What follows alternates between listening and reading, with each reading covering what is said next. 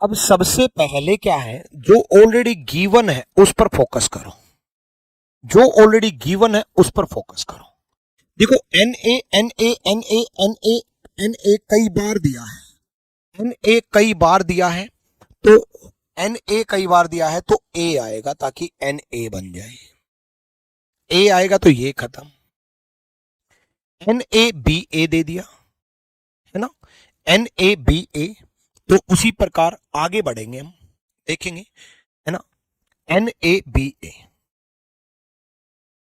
ठीक है, N A B A N A.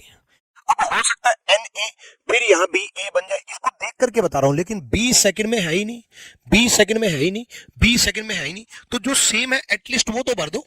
Second में यहां भी एन है, सेकंड में यहां भी एन है, सेकंड में यहां भी एन है, तो यहां भी एन होगा सेकंड में,